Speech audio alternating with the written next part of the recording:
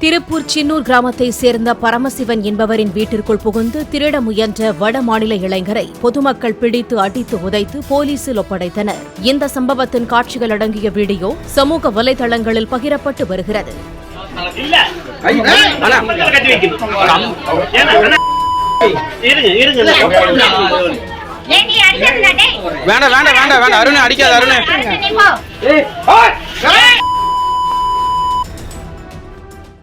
Play store மற்றும் app ஸ்டோரில் இருந்து பாலிமர் செயலியை QR கோடு மூலம் பதிவிறக்கம் செய்யுங்கள்.